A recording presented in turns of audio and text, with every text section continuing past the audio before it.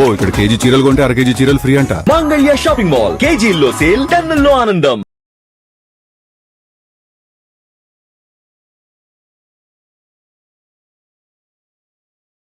అసలు పేరు శ్రీలక్ష్మినా? చెప్పండి. అంటే ఫస్ట్ లక్ష్మియే మా నాన్నగారు పెట్టి శ్రీకారం చుట్టారనమాట. శ్రీకారం శ్రీలక్ష్మి సినిమాలోకి వచ్చే ముందే ఆయన పేరు మారుస్తాం అంటే శ్రీకారం మట్టుకు చుట్టారనమాట. శ్రీకారం చుట్టి శ్రీలక్ష్మి అని చెప్పారు. అప్పటికి ఆర్టిస్ట్గా అవుతాను అనేది ఏం లేదు. జనరల్గా ఒకవేళ ఫీల్డ్కి వస్తే నా పేరు ఏమన్నా మారిస్తే ఏం మార్చుకోవాలి అని అడిగినప్పుడు, ఎందుకమ్మా నీ పేరు మార్చుకోవడం, నీకున్న తల్లిదండ్రులు పెట్టిన పేరు మార్చడం ఎందుకు, సినీ ఫీల్డ్ కోసం మార్చక్కర్లేదు, నీ జాతకం ప్రకారంగా లక్ష్మి శ్రీకారం చుడుతున్నాను అంతే. శ్రీలక్ష్మి గారు ద వన్ అండ్ ఓన్లీ అయిపోయారు. వన్ అండ్ ఓన్లీ అయిపోయారు. ఫస్ట్లో వచ్చినప్పుడు 2-3 శ్రీలక్ష్మిలు ఉన్నారు. అయితే వాళ్ళు అన్నారు, అదేంటి మా పేరు పెట్టుకున్నారు అన్నారు. అదేంటి ఎవరి పేరు పెట్టుకున్నా ఎవరు చివరాఖరికి నిలుస్తారో వాళ్ళ పేరే శ్రీలక్ష్మి. మీ పేరు పెట్టుకోండి, మీరు పెట్టుకోండి శ్రీలక్ష్మి అని 2-3 పెట్టుకోండి. ఫీల్డ్లో ఎవరు వచ్చి చిరస్థాయిగా నిలబడతారో వాళ్ళు పేరు సార్థకం అవుతుంది కదా. ఇప్పుడు మీ గురించి నేనే మార్చేసుకోవాలంటే నేను మార్చుకోవాల్సిన అవసరం నాకు లేదు. మా నాన్నగారు పెట్టారు కాబట్టి అది నా పేరు శ్రీలక్ష్మి అని చెప్పా. ఏం మాట్లాడలేదు. ఒకళ్ళు 2 శ్రీలక్ష్మిలు ఉండేవారు, వాళ్ళు అలాగే మరుగైపోయారు. ఈ శ్రీలక్ష్మి ఉంది. ఇప్పటికీ మీ పేరే అవును పర్మనెంట్ అంతే. శ్రీలక్ష్మి గారు మిమ్మల్ని ఇంత అందమైన హాస్యం పండించచ్చనే ఆ జీనియస్ ఐడియా అది జంధ్యాల గారిదే అంటారా, మీదంటారా, అంతకుముందు ఎవరిదైనా? నాదైతే ఏం లేదు, నేను కళ్ళలో కూడా ఊహించలేదు. నేనేదో మా ఫ్యామిలీ కోసం సినీ ఫీల్డ్కి వచ్చానే కానీ ఈ పలానా అవ్వాలి, ఇది చేసేస్తాను, ఇది చించేస్తాను అన్నట్టుగా ఏదీ లేదు. నా మైండ్లో బ్లాంక్ ఏమీ లేదు. ఏమిటంటే ఒక్కటే కోరికోలి ఏంటంటే మా ఫ్యామిలీ నా వల్ల వాళ్ళందరూ బాగుండాలి, వాళ్ళ వల్ల నేను బాగుండాలి. సో కుటుంబం కోసం అఫ్కోర్స్ నాన్నగారు నటులు అప్పటికే. అవునండి, అమ్మో పెద్ద హీరో. ఆయన శకం ముగిసిపోతున్న సమయంలో ఇంకా నిజంగా చెప్పాలంటే ఆయనకు అసలు ఇష్టం లేదు. ఇండస్ట్రీకి వచ్చి ఇంత పేరు తెచ్చుకున్న తర్వాత ఈ మాట అంటే ప్రేక్షకులకి కష్టం వేస్తుందేమో, కానీ నాకు మా నాన్నగారికి ఎందుకంటే సినిమా ఫీల్డ్ గురించి బాగా తెలుసు కాబట్టి, వద్దమ్మా ఎందుకు ఆడపిల్లవి కష్టపడాలి వెళ్ళి అనేవారు. అంటే మరి పరిస్థితులు కొలిక్కి రావట్లే కదా నాన్న, ఏం చేయాలి అని అంటే నేను నా చేతకానితనమే కదా నిన్ను ఈ మాటలు ఆడిస్తుంది అన్నారు. అంటే అలా అని కాదు, నాకు తెలీదు, నా మాట్లాడడం అంత పెద్ద మాటలు కూడా నాకు తెలీదు. అమ్మ ఏదో చెప్తుంది అది చేయాలి అంతే, వేరేం లేదు. నాకు నా బదులు ఎవరన్నా చేసినా కూడా పర్వాలేదు, మా రాజేష్ కానీ ఎవరైనా మా అక్క కానీ ఎవరైనా చేసినా కూడా పర్వాలేదు అంటే, లేదు మా అక్క అయితే అసలు చేయను, నాకు సినిమా ఇండస్ట్రీకి నాకు సంబంధం లేదు. మా తమ్ముడు చాలా చిన్నోడు రాజేష్ గారు. ఇంకా నేనే ఫేమ్లో కనపడుతున్నాను అనమాట. ఇంకా నా ఫ్రేమ్లో నేనే కనపడుతున్నాను, నేనే ఒంటరిగా ఇంకా రెడ్ హ్యాండ్గా దొరికిపోయాను మా అమ్మగారికి. ఇంకా నువ్వు తప్పించి ఇంకెవరు లేదమ్మా, నువ్వు చేస్తానంటే మనం అందరం ఏదో నీ పేరు చెప్పుకొని అందరం కడుపు నిండా తినగలుగుతాం, అలా లేదు అందరూ విషం ఇంక చచ్చిపోతాం అంటుంది మా అమ్మగారు. అంత కష్టం వచ్చిందా? అంత కష్టం అంటే మా నాన్నగారు జాండీస్ వచ్చేస్తే అసలు సినిమా ఫీల్డ్ అసలు కొలాప్స్ అయిపోయింది. అసలు మా నాన్నగారికి ఏమీ అసలు ఏం పిక్చర్స్ చేయట్లేదు, ఏమీ లేదు, ఒత్తి పిల్లలు మాకా అసలు ఏమీ తెలీదు, ఒక చదువు లేదు, ఆటలు చేస, ఎంతసేపు స్కూల్కి వెళ్ళడం రావడం, తినడానికి ఏమైనా ఉందా అని అడగడం, ఉన్నా లేకపోయినా ఏదో చేసి పెట్టింది తినేసేసి రోడ్డు మీదకి వెళ్ళి ఆడుకోవడం, ఇదే తెలుసు తప్పించి వేరే తెలియదు. మా నాన్నగారు అంత గారాభం. చెప్పరు పిల్లలకి చదువు చెప్పించయ్యా, పిల్లలకి ఏదన్నా దారి చూపించయ్యా, డబ్బులు ఏమన్నా ఎలా అయినా సంపాదించడానికి ఒక మంచి సత్యనారాయణ గారు, అది వరకు రోజులు ఎస్వి రంగారావు గారు ఉండేవారు. ఆ ఎస్వి రంగారావు గారి క్యారెక్టర్ ఆర్టిస్టులు ఏమన్నా క్యారెక్టర్గా చెయ్యి అంటే క్యారెక్టర్ అంతా చెయ్యండి, నేను హీరోగానే ఉండిపోతాను, అమర్నాథ్ అంటే అమర్నాథ్గానే ఉంటాను, నేను క్యారెక్టర్స్ చచ్చే మరీ చేయను అంటే కుటుంబం ఎల్లబుచ్చడం ఎలాగా అంటారు మా అమ్మగారు. అంటే లేదు ఎలాగైనా సరే నేను చెయ్యనుగాక చెయ్యను. అది వరకు రోజుల్లో క్యారెక్టర్ అడగాలంటే చాలా నామోష్కి, అవును, ఆత్మాభిమానాలు టి రామారావు, నాగేశ్వరరావు, వీళ్ళిద్దరికి ఈక్వల్గా మా నాన్నగారు ముగ్గురు ఈక్వల్గా హీరోస్. అది వరకు రోజులు అన్ని మంచి సినిమాలు చేశారు, చాలా మంచి మంచి సినిమాలు చేశారు, 100 సినిమాలు చేశారు. అలాంటిది సడన్గా డ్రాప్ అవ్వాలంటే ఆయన మనసాక్షి ఒప్పుకోట్ల. సరే నేను ఆ మనసు ఆ వేదంతోటే ఇంకా తొందరగా ముగించుకున్నారేమో అనిపిస్తుంది. ఆయనకి జాండీస్ వచ్చింది, దాని తర్వాత ఇంకా పరిస్థితులు కోలుకునేలాగా లేవు. ఇంకా నేను ఇలా పెట్టుకున్నానమ్మా పిల్లల్ని, నిన్ను అందరినీ, చివరాఖరికి ఇలా వదిలేస్తున్నాను మిమ్మల్ని, నాలో ఏమి, నన్ను క్షమించండి అని వదిలేశారు. ఇలా ఇలా ఇలా పెట్టుకొని కాపాడారు మమ్మల్ని అంత ఇదిగా. ఆయన బతుకున్నంత వరకు మాకు లోటుపాట్లు ఏవీ తెలియదు. ఆయన ఎప్పుడైతే ఇలా వదిలేశారో నాకైతే మాకందరికీ అయోమయం, గందరగోళం. అసలు ఎలా ప్రపంచం ఎలా ఉంది, ఏంటి, ఎలా ఉంటే పరిస్థితి మనం మోల్డ్ చేసుకోవాలి అని ఏమి తెలిసేది కాదు. అలాంటి పరిస్థితుల్లో ఇంకా చెన్నైకి వెళ్ళాం.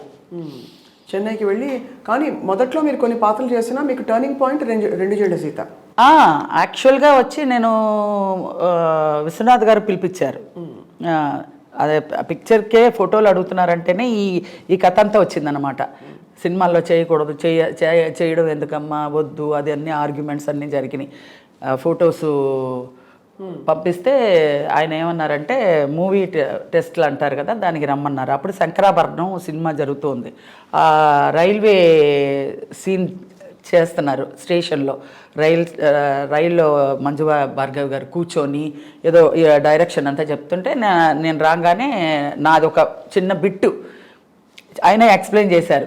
అమ్మ ఇలా జనాలు ఉంటారు, ఏం లేరు జనాలు లేరు, జనాలు ఉంటారు, అలా ఉంటారు, వాళ్ళని ఎత్తుక్కుంటూ మీ వాళ్ళు ఉన్నారా, ఎక్కడ వచ్చారా చూసి అలా వచ్చారా అనగానే అవుట్ అవ్వు అన్నారు.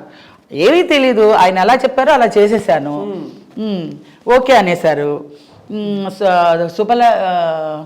శుభోదయం సినిమాకి ఓకే అయిపోయాను హీరోయిన్గా. కొబ్బరికాయ కూడా కొట్టాను నేను, చంద్రమోహన్ గారు అంతా కొబ్బరికాయ కొట్టి పూజ హీరోయిన్గా బుక్ చేసేసారు, అన్నీ అయిపోయింది. మా నాన్నగారు పోయారు ఇక్కడ. ఇంకా పోవడంతో ఇటు వచ్చేసాం. ఇంకా రావడంతో ఇంకా అవన్నీ తంతులు గింతులు అన్నీ ఉంటాయి కదా, అవన్నీ అవ్వడానికి ఇంకా చాలా ఇది మధ్యలో డిస్కంటిన్యూ లాగా అయిపోయింది. దాంతో అమ్మాయి సులక్షణ పెట్టేశారు. నాది అలా వచ్చి అలా వెళ్ళిపోయింది, అలాగా హీరోయిన్ పాత్ర. కానీ ఇప్పుడు తలుచుకుంటే అనిపిస్తుంది హీరోయిన్ పాత్రలు చాలా గొప్పగాని ఈ పాత్ర మీరు తప్ప ఎవరు చేయలేరేమో అనిపిస్తుంది. నిజంగా నేను అది అలాగే వచ్చి వెళ్ళిపోయింది కాబట్టి సరిపోయింది, లేదంటే మహా ఉంటే 5 ఏళ్ళు ఉండేదాన్నేమో హీరోయిన్గా. ఇప్పుడు చూడండి టిల్ ఎండ్ వరకు ఉంటాను ఆర్టిస్ట్గా. యాక్ట్ చేసినా చేయకపోయినా ఉంది కదా, కెరియర్ ఏదో ఒకటి జరుగుతూ ఉంది కదా. అదైతే బ్యాక్ టు వెళ్ళిపోయేదాన్ని. అండ్ మళ్ళీ అలా చూసి మిమ్మల్ని ఇలా చూడడం కూడా కష్టం, ఊహించుకోలేము. అది కమెడియన్గా ఆడియన్స్ అభిమానులు పొందడం చాలా కష్టం, అసలు నవ్వించడం చాలా కష్టం. అలాంటిది వల్గారిటీ లేకుండా, వెకిల్తనం లేకుండా అలా క్లాస్గా చక్కగా హోమ్లీగా కామెడీ అలాంటి ఆపర్చునిటీ రావడం నా అదృష్టం. అలా డైరెక్టర్ గారికి దొరకడం కానీ, జంజాల గారు కానీ, విశ్వనాథ్ గారు కానీ, మహా డైరెక్టర్స్తో చేయడం నా అదృష్టం. మొత్తం మాకు తెలిసి మీరు 500కి పైగా 500 దాటిపోయిందండి. ఎప్పుడో నేను లెక్క వేయలేదు, అసలు చాలా వెళ్ళిపోయింది అలాగే. అది మళ్ళీ లెక్క పెట్టడం ఎందుకు, నాకు లెక్క పెట్టడం కూడా టైం వేస్ట్ అనిపించేసింది. ఎందుకంటే దాటిపోయిన తర్వాత మనం కౌంట్ చేసుకోలేము. అవును. ఇప్పుడు విశ్వనాథ్ గారి ఆపర్చునిటీ మిస్ అయ్యాక గ్యాప్ వచ్చిందన్నారు. అవును. ఆ గ్యాప్లో తర్వాత మీరు తేరుకుని బయటకు వచ్చి మళ్ళీ మీకు ఇతర ఆపర్చునిటీస్ రావడం ఎప్పుడు మొదలైంది? మళ్ళీ మా నాన్నగారు పోయాక మళ్ళీ వచ్చానే. ఫిబ్రవరి మార్చిలో పోయారు. పోయిన 1980లో అవును ఇవన్నీ జరుగుతూ ఉన్నది. 1980లో రావడం పోవడం ఇవన్నీ జరుగుతుంది. నేను ఎంటర్ అయ్యిందే 1980లో. ఇప్పుడు 41 ఇయర్స్ ఇండస్ట్రీకి వచ్చి. ఇంకా 41 ఇయర్స్లో కనిపిస్తున్నారు. ఇంకా ఇంకా ముందు వచ్చి ఉంటాను కదా, ఇప్పుడు 41 ఇయర్ లాగా ఎలా కనపడతాను, మీ కంటికి అలా కనపడుతున్నానేమో. అసలు ఏం చాలా మంది ఏం మార్పు లేదు మనలో. అదే చాలా బాబు చిట్టి బాబు చిట్టి అన్న expression నిజంగా అది అది అది అది ఎవరన్నా సరే నా నా ఇంటి పేరు ఏంటని అంటే ఎవరు చెప్పట్లేదు, బాబు చిట్టి అని అంటున్నారు. అలా మా ఇంటి పేరు బాబు చిట్టి అయిపోయింది. అవును. మరి చాలా కష్టమైన ఒక సిచ్యువేషన్ నుంచి సరే మీరు స్టార్ అయ్యారు కాబట్టి పర్వాలేదు, కానీ అప్పుడు కష్టపడ్డప్పుడు నిజంగా అంత ఆర్థిక కష్టాలు ఉండేవండి. చాలా యాక్టర్స్ ఇళ్లలో ఇంత కష్టం ఉంటుందా అని ఊహించుకోలేరు ఎవరు. కానీ అదే అండి, అందరి ఇళ్లలో కష్టాలు ఉంటాయి. సినిమా యాక్టర్ ఇంట్లోనే కష్టం ఉంది అనేది ఎలివేట్గా తెలుస్తుంది. ఎందుకంటే సినిమా యాక్టర్లు కదా, సెలబ్రిటీలు కదా, వాళ్ళ ఇంట్లోనే కష్టాలు ఉంటాయేమో విచిత్రంగా అనుకుంటారు. కానీ అందరి ఇళ్లల్లో ఉండే కష్టాలే మా ఇంట్లో కూడా ఉంటాయి. అందరి ఏ ఆర్టిస్ట్ని తీసుకోండి, కష్టం లేదని అంటే అది నేను నమ్మను. అందరికీ కష్టాలు ఉంటాయి. కష్టాలు లేనిది ఇప్పుడు పగలు ఆర్టిస్టులకు మాత్రమే పగలు ఉంటుంది రాత్రి ఉండదు అని అంటే ఏమైనా అర్థం ఉందా? పగలు ఉంటుంది రాత్రి ఉంటుంది, అది జనరల్ అందరికీ. అది సో మీరు బ్యాక్ బోన్ అయిపోయారు మొత్తానికి, ఫ్యామిలీకి బ్యాక్ బోన్ అయిపోయారు, బ్యాక్ బోన్ అయ్యారు. కష్టాలన్నీ తీర్చారు, మీకు ఒక మంచి స్థానం సంపాదించుకున్నారు. అసలు 2 జళ్ల సీత అవకాశం. కానీ పేరు ఆ రోజులు కాబట్టి పేరు సంపాదించుకున్నానండి.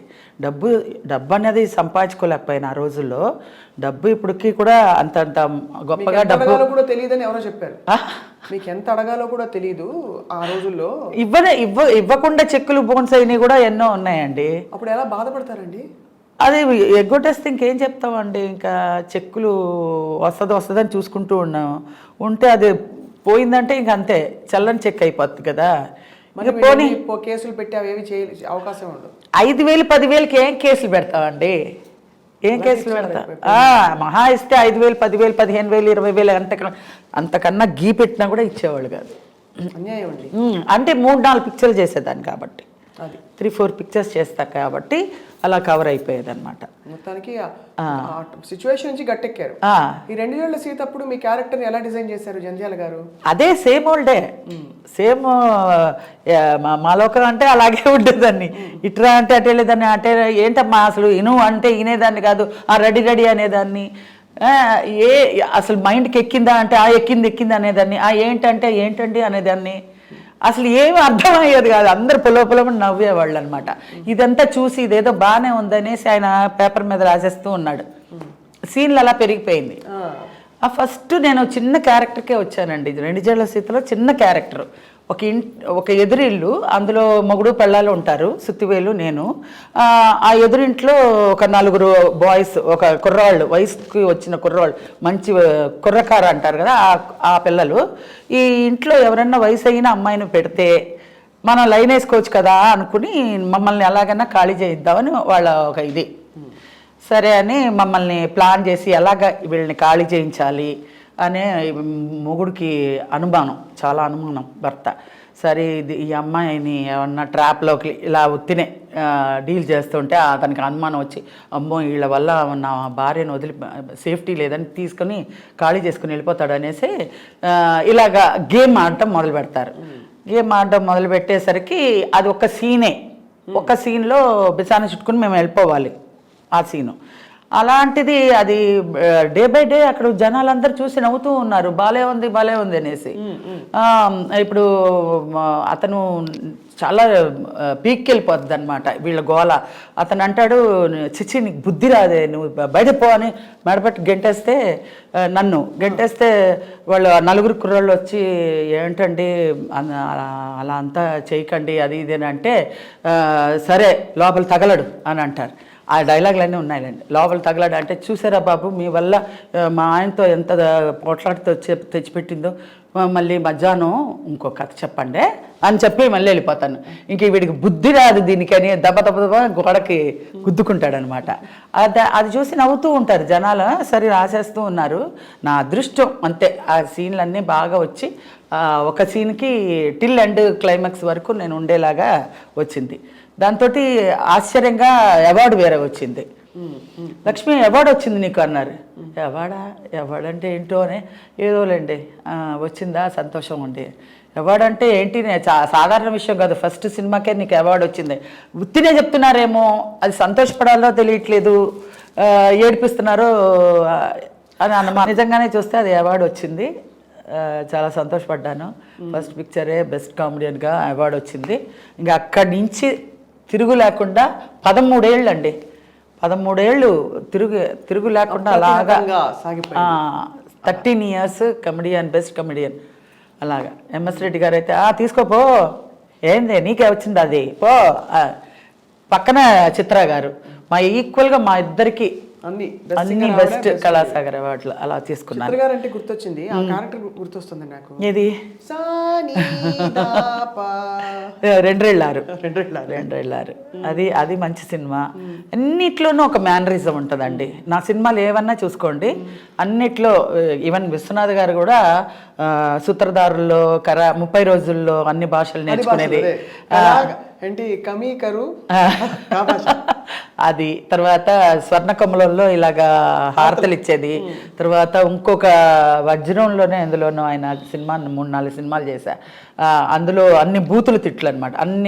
ఎన్ని బూతులు, ఏదో బూతుల ఇది అన్ని తిట్లు ఇదనమాట, అలాంటి క్యారెక్టర్. తర్వాత ఇంకోటి వెంకటేష్ ఏదో సినిమా చేశాడు, అందులో కృష్ణుడికి భక్తురాలన్నమాట.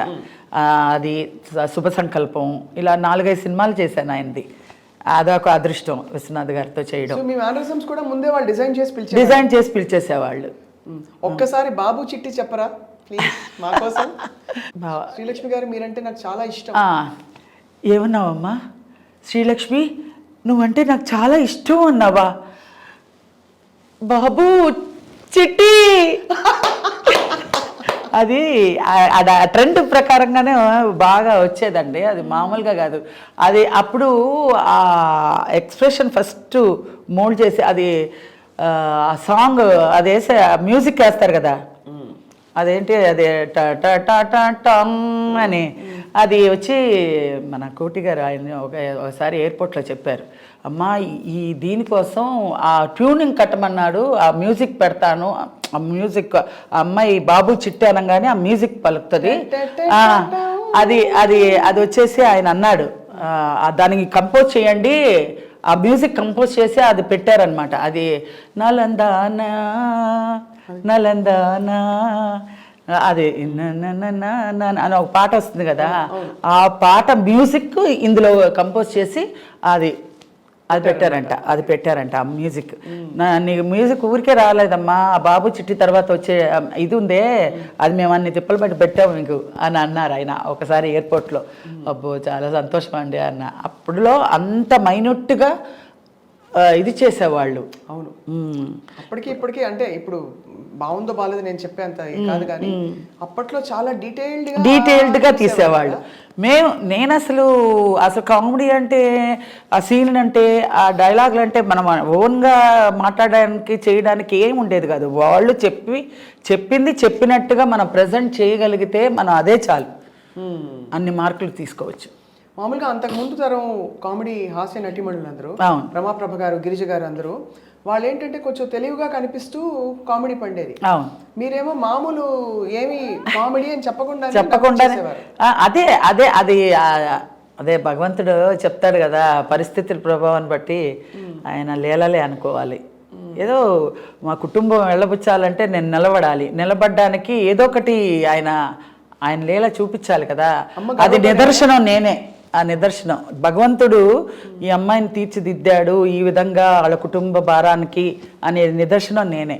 అసలు ఏమీ ఒక చాపిల్లని తీసుకెళ్ళి అలాగా నీళ్ళల్లో పడేస్తే ఎలా గిలగిలగల కొట్టుకుంటుందో అలాగే ఇండస్ట్రీలో వచ్చిన తర్వాత నాకేం చెయ్యాలో తెలియలేదు.